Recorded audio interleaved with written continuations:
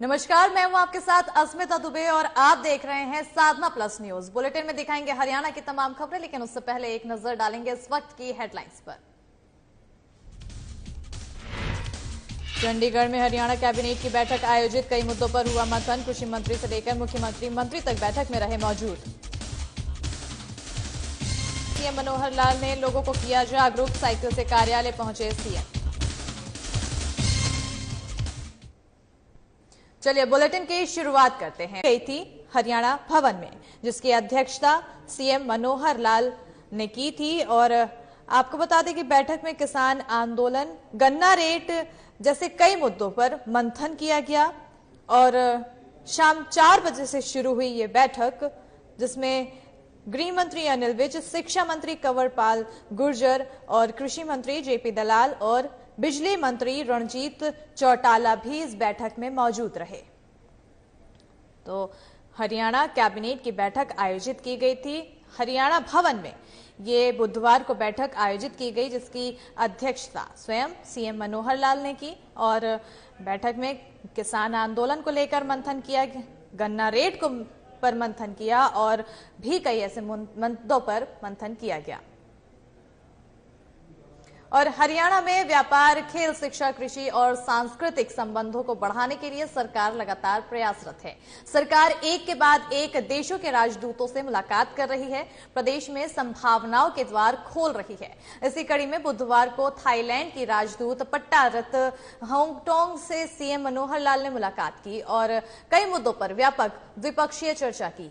वहीं थाईलैंड की राजदूत ने खाद्य प्रसंस्करण क्षेत्र में निवेश की संभावनाएं तलाशने के लिए हरियाणा सरकार से सहयोग की मांग भी की है।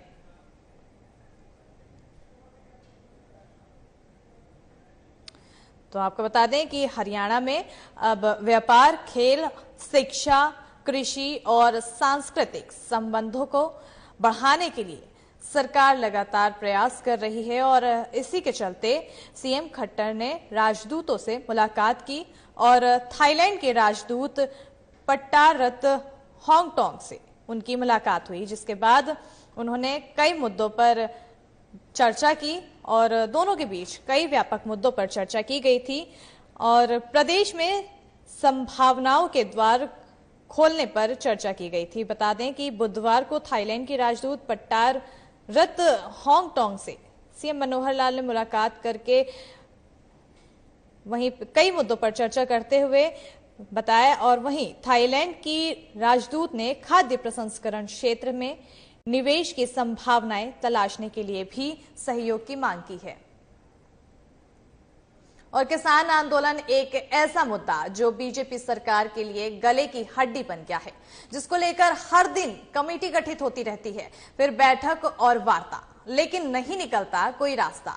अब ऐसा फिर से हुआ है। दरअसल हरियाणा सरकार की ओर से किसानों की राज्य स्तरीय कमेटी गठित की गई थी, जिसके साथ सरकार को बैठक करनी थी, लेकिन किसान बैठक में नहीं पहुंचे, जिसको लेकर प्रदेश के गृह मंत्री अनिल विज का कहना है कि हमने इसको लेकर केंद्रीय गृह मंत्रालय को अवगत करा दिया है। और साथ ही उन्होंने कहा है कि इसके लिए सुप्रीम कोर्ट भी अवगत करा दिया जाएगा। वहीं उन्होंने कहा कि पीएम मोदी के नेतृत्व में देश तरक्की कर रहा है और ये भारत ना कभी मिटा है और ना ही कभी मिटेगा।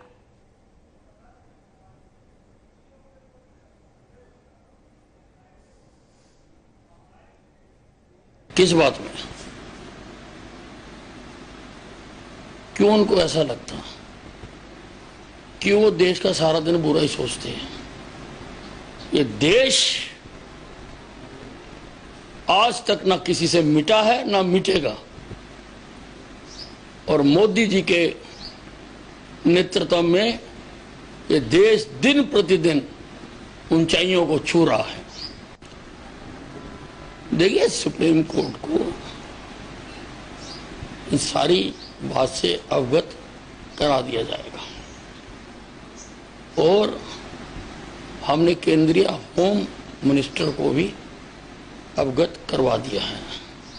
और किसान आंदोलन अभी भी जारी है और किसानों के मुद्दों को लेकर सरकार के चेहरे पर पहले ही हवाइयां उड़ रही हैं। अब ऐसे में हरियाणा से किसानों और सरकार दोनों के लिए अच्छी खबर सामने नहीं आई है, क्योंकि खरीफ की फसलों की खरीद कब होगी इसको लेकर असमंजस की स्थिति बनी हुई है और मंडियों में गेहूं का भंडारण और उठान नहीं हो पाया है, जिसके कारण धान की फसल की खरीद में बड़ी परेशानी आ सकती है। आपकी जानकारी के लिए बता दें कि सरकार ने 25 सितंबर से धान की खरीद शुरू करने के आदेश अधिकारियों को दिए हुए हैं। अब ऐसे में धान की खरीद कब शुरू होगी कुछ कहा नहीं जा सकता है। किसान संगठनों का कहना है कि हम सरकार से पहले कह चुके हैं कि समय पर फसलों की खरीद होनी चाहिए। मंडी में बिजली के लिए सारी एलईडी की लाइटें मंडी में लगाई जाएंगी, कम से कम 250 लाइटों के करीब लगनी है, जिसके लिए कार्य चल रहा है और वो 2 दिन में पूर्ण हो जाएगा। परसों तक लगभग मंडी में पूरी तरह से बिजली का सारा कार्य है वो ख़त्म हो जाएगा। लगभग 80% काम हो चुका है और 20% के करीब बच रहा है, वो भी 2 दिन के अंदर अंदर सारा हो जाएगा और मंडी में पूरी तरह से लाइट का किसी तरह की कोई परेशानी नहीं है। सरकार की तरफ से इस बार किसानों को क्या विशेष जो रियायत और सुविधा दी जा रही? मंडी में किसान अपनी फसल जब लेकर के आएगा तो उसका गेट पास जारी होगा, उसकी फसल नॉर्म के अनुसार तुरंत बिकेगी। पहले तो 25 तारीख की आई थी, सूचना भी शायद 25 को प्रत्येक शुरू हो जाए, फिर बाद में फिर एक की तो हर साल होती है, लेकिन वो भी तब सुचारू रूप से चलेगी जब मिलर के साथ सरकार का एग्रीमेंट हो जाए। जब तक उनके साथ दिक्कत आए तब तक यहाँ भी दिक्कत है, तो पहले को तो मान रहे विचार चल जाएगा। 25 से चल जाए तो बड़ी अच्छी बात है। और रही बात दिक्कतों की, दिक्कत तो यही है जी हमारी मंडी में तो सड़कों की स्थिति बहुत खराब है, खूब खराब। नंबर 2, बिजली के लिए हम मेरे सरकार 10 दिन से कह रहे लगे, अब तक पूरी मंडी ठीक नहीं, कुछ ठीक होगी और कुछ रह रही है जैसे सब्जी मंडी का साइड रह रही। नंबर 3 ये प्लेटफार्म के ऊपर जो पिछला गेहूं का स्टॉक पड़ा है ये उठ जा तो सुविधा, लेकिन तो स्पेस की बड़ी दिक्कत रही। अब रही बात दिक्कत की, देखते आगे मेन दिक्कत आई पीछे गेहूँ का सीजन में जैसा देखा हमने, गेट पास कटने में बड़ी दिक्कत आई। इसमें जो हमारी मार्केट कमेटी थी उसकी तरफ से ठीक व्यवस्था नहीं। ठीक क्या थी जी, इसमें जो लोग वहाँ से लेन देन कर रहे पैसे में गेट पास कर रहे, अदरवाइज जो आदमी ठीक थे जो वहाँ लेकर अपने ट्राले उनको कह रहे थे, बड़ी दिक्कत आई थी जिससे। जबकि हमने नॉलेज में दी भी बड़ी ठीक नहीं सिस्टम है। अब देखते हैं क्या रहा था, गेट पास में बड़ी दिक्कत करती है मार्केट कमेटी में। जो लेन देन का कौन गड़बड़ करता था? एम्प्लॉय जो बैठे जी वहाँ से, जो उनसे पैसे दे रहे उनको फटाफट गेट पास कट रहे, अदरवाइज कट रहे उनके पास फोन दे रहे, बोलो जी कितना कटवाना, उनके दुकानों में बैठे को गेट पास कट रहे। और जो ठीक थे वहाँ तक का खैर है, उनका वहाँ एक तो जिम्मेदारी पलट गया था। और अब खबर एक ऐसे मुद्दे की है जो लंबे समय से उठा हुआ है, लेकिन अभी तक इसका कोई समाधान नहीं हुआ है। हालांकि आए दिन इसको लेकर नए नए आश्वासन और बयानबाजी सामने आती रहती है। हम बात कर रहे हैं हरियाणा विधानसभा के अलग भवन की, जिसकी मांग सालों से उठाई जा रही है। अब इसी मुद्दे को लेकर हरियाणा स्पीकर ज्ञानचंद गुप्ता ने अहम जानकारी दी है। ज्ञानचंद गुप्ता का कहना है कि हमने अमित शाह को 3 विषयों को लेकर पत्र लिखा है और मिलने का समय भी मांगा है। स्पीकर गुप्ता का कहना है कि हमने अलग विधानसभा भवन की मांग रखी है और हम किन परिस्थितियों में काम कर रहे हैं ये हम ही जानते हैं। हमारे मंत्रियों के बैठने के लिए कार्यालय तक नहीं है और कमेटियों के चेयरमैन के पास भी बैठने की जगह नहीं है। अब देखते हैं पत्र को लेकर देश का गृह मंत्रालय अब कैसा रुख अपनाता है।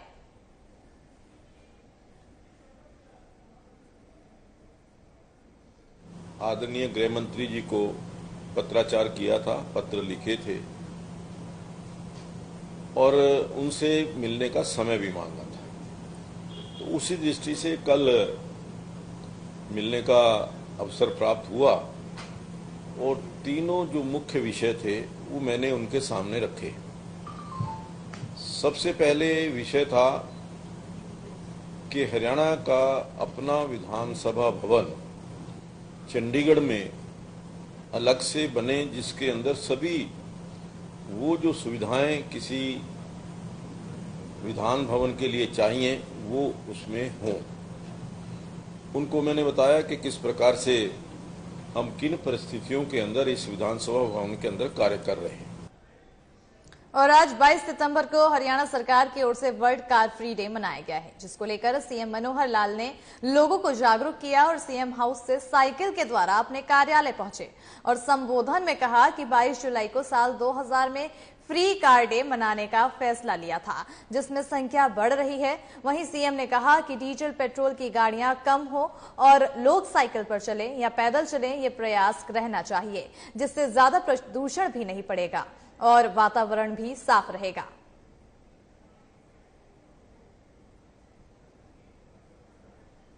तो आपको बता दें कि आज यानी 22 सितंबर को हरियाणा सरकार की ओर से वर्ल्ड कार फ्री डे मनाया गया और इसी के चलते सीएम मनोहर लाल ने आज सीएम हाउस से साइकिल के द्वारा अपने कार्यालय पहुंचे और साइकिल का उपयोग करने को लोगों को प्रोत्साहन किया। और इसके साथ ही उन्होंने अपने संबोधन में कहा है कि 22 जुलाई को साल 2000 में फ्री कार डे मनाने का फैसला लिया गया था, जिसमें अब संख्या लगातार बढ़ती चली जा रही है और इसी के साथ ही डीजल पेट्रोल की गाड़ियां अब कम हो और लोग साइकिल पर चलें या पैदल चलें, ये प्रयास करना चाहिए, ऐसा सीएम मनोहर लाल ने अपने संबोधन में कहा है। और आपको बता दें कि लगातार बढ़ते प्रदूषण को देखते हुए भी वातावरण को साफ रखने के लिए साइकिल एक अच्छी पहल है। कार की यानी वाहन की, किसी भी वाहन की, खास करके डीजल पेट्रोल पर चलने वाले जो वाहन हैं, उनकी आयु 10 साल से आगे बढ़ती है तो उतना ज्यादा प्रदूषण फैलता है। तो सरकार ने एक फैसला किया है, खास करके एनसीआर के एरिया में केंद्र सरकार की ओर से ये हिदायत है कि 10 साल से पुराने वाहन, उनकी स्क्रैपिंग पॉलिसी ये बनाई गई है केंद्र द्वारा और उस अनुसार हम भी 10 साल से ज्यादा के जो वाहन हैं वो सड़कों से कैसे हटाए जाए, उनकी जगह नए वाहन, ई वाहन कैसे हम लाएं, इसके लिए एक गुरुग्राम में हमने प्रयोग किया है कि 5000 ऑटो वहां जो पहले से डीजल पेट्रोल पर चलते हैं उनकी बजाय ई ऑटो, इसका एक कार्यक्रम हमने शुरू कर दिया है। पहले एक क्षेत्र विशेष में किया है, इसको आगे बढ़ाया जाएगा ताकि शहरों से जो ऑटो चलते हैं डीजल पेट्रोल के, उनके प्रदूषण की संख्या, प्रदूषण की मात्रा बहुत ज्यादा होती है, उसको कम कैसे किया जाए, तो ये हमने किया है। ई वाहन की हमारी एक पॉलिसी, ये भी बहुत जल्दी हम लेकर के आ रहे हैं इंडस्ट्री। उधर पंजाब में दलित समाज का सीएम बनने पर समाज के लोग पंजाब और हरियाणा में लड्डू बांटकर खुशी का इजहार कर रहे हैं। कुरुक्षेत्र के अंबेडकर चौक पर भी अनुसूचित जाति विभाग हरियाणा ने लड्डू बांटकर खुशी मनाई और कांग्रेस के आला कमान का धन्यवाद दिया। अनुसूचित जाति के लोगों का कहना है कि कांग्रेस पार्टी ने जो दलित समाज पर विश्वास जताया और जिम्मेदारी सौंपी है, निश्चित रूप से पंजाब में फिर से कांग्रेस की सरकार बनेगी और हरियाणा में भी जल्द जेजेपी बीजेपी की सरकार का सफाया होगा।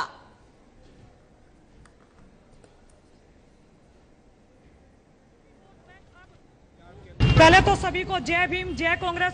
हमारे लिए बड़ी ही हर्ष की और खुशी की बात है कि आज दलित समाज के हमारे भाई चरणजीत सिंह चन्नी को पंजाब का सीएम बनाया गया है। उसके लिए हमारे लिए हम राहुल गांधी जी का बहुत बहुत आभार प्रकट करते हैं, श्रीमती सोनिया गांधी जी का आभार प्रकट करते हैं कि आज उन्होंने हमारे दलित समाज के ऊपर जो विश्वास जताया है और आने वाला समय अब पंजाब में फिर से कांग्रेस का होगा और पूरे देश के अंदर कांग्रेस की सत्ता होगी।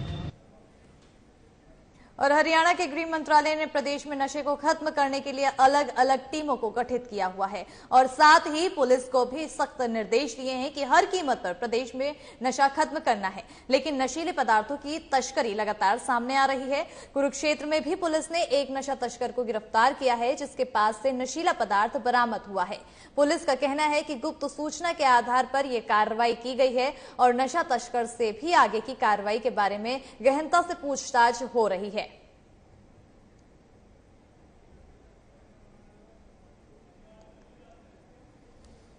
21 सितंबर को CIE-2 प्रभारी निरीक्षक मनदीप सिंह के मार्गदर्शन में CIE-2 की टीम पिपली चौक पर बराह गश्त पड़ताल मौजूद थी कि टीम को मुखबिरी हुई प्रदीप वासी शोरगिर बस्ती गांजा बेचने का काम करता है और देवलाल पार्क के पास नाकाबंदी की जाए तो गांजे समेत आज काबू आ सकता है। जिस पर टीम ने वहां नाकाबंदी की। थोड़ी देर में एक व्यक्ति आया जिसका नाम पता पूछा तो प्रदीप वासी शोरगिर बस्ती बताया डीएसपी लाडवा श्री भारतभूषण जी को मौके पर बुलाया। उनकी हाजिरी में शख्स की तलाशी अमल में लाई तो उसके कब्जा से करीब 2.5 किलो गांजा बरामद हुआ, जिसके विरुद्ध एनडीपीएस एक्ट के तहत मुकदमा दर्ज कर लिया गया है और अदालत में आरोपी को आज।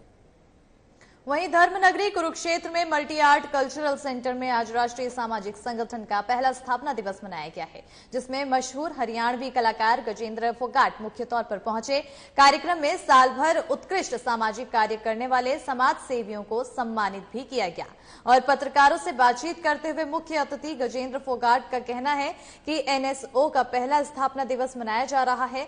आज जिस तरह से हालात अफगानिस्तान में हुए हैं, साथ ही जिस तरह कोरोना महामारी ने पूरे विश्व को अपनी चपेट में लिया है, ऐसे में राष्ट्रीय सामाजिक संगठन से जुड़े युवाओं ने सामाजिक कार्य कर ऐसे ही विपदा के समय में बेहतरीन कार्य किया है।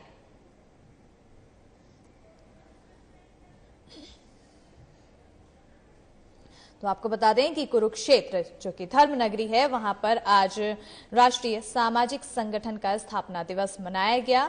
ये स्थापना दिवस मल्टी आर्ट कल्चरल सेंटर में मनाया गया है और हरियाणवी कलाकार गजेंद्र फोगाट इसमें मुख्य तौर पर अतिथि के तौर पर उन्होंने शिरकत की और समाज सेवियों को इस दौरान उन्होंने सम्मानित किया।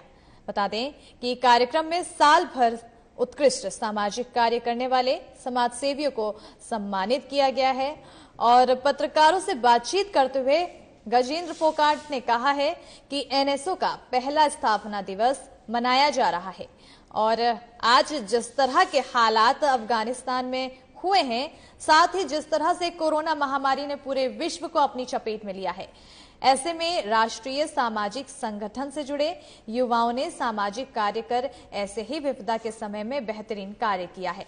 आपको उस दौरान जब पूरा का पूरा देश कोविड को झेल रहा था और घरों के अंदर लोग थे, उस दौरान संस्था ने किस प्रकार कार्य किया और मात्र 1 वर्ष के अंदर किस प्रकार संस्था लोगों तक पहुंची है, उन सब के बारे में हम बता रहे हैं। मैं संक्षिप्त में आपको थोड़ा सा बताना चाहूँगा कि संस्था 5 व्यक्तियों ने संस्था को शुरू किया था 21 सितंबर 2020 को और आज पूरे हरियाणा प्रदेश से करीबन 1500 के करीब हमारे साथ युवा साथी जुड़े हुए हैं। ये एक शुरुआत है महज, भविष्य में भी इसी प्रकार हम अब लोगों के बीच जाते रहेंगे। हम देखते हैं कि बहुत सारी संस्थाएं हैं वो गांव से, या तो गांव के युवा क्लब होते हैं वो गांव तक ही सीमित रह जाते हैं, या फिर शहर के जो क्लब होते संस्थाएं होती है वो शहर में ही रह जाती है। लेकिन एनएसओ गांव और शहर दोनों को कवर करेगी और दोनों के बीच जाकर के समाज सेवा के क्षेत्र में blood donation camp, tree plantation, social media में वैक्सीनेशन कैंप, तो वो सभी चीजें हमारी संस्था कवर करेगी। आज एनएसओ का स्थापना वर्ष है, पूरा 1 वर्ष हो गया मेरे ख्याल से एनएसओ को बने हुए और मेंटर के तौर पे मैं इन सभी मेरे युवा साथियों को और इन भगत सिंह के छोटे भाइयों को बहुत बहुत बधाई देता हूँ। मैं ये मानता हूँ कि जीवन और जवानी वो है लहरों के प्रतिकूल चले जो, मैं तो दीपकों से कहूँगा तूफानों के बीच चले जो। आज पूरी दुनिया में हाहाकार मचा हुआ है आतंकवाद का। आप देख रहे हो अफगानिस्तान में बहुत अच्छा माहौल नहीं है, कोरोना से आज पूरा यूरोप त्रस्त है, एशिया में बहुत ज्यादा मोर्टेलिटी है, आपको पता है। उसके बावजूद भी अगर ये युवा भगत सिंह की रीति नीति को आगे बढ़ा रहे हैं, ये युवा अगर सांस्कृतिक और सामाजिक सौहार्द को एक साथ लेके चल रहे हैं, अगर ये युवा खेल और सामाजिक विषयों में अपनी प्रतिभागिता करके अपनी धमक दर्ज। और इसी के साथ हरियाणा की खबरों में फिलहाल इतना ही। तमाम खबरों के लिए बने रहिए साधना प्लस न्यूज के साथ। नमस्कार।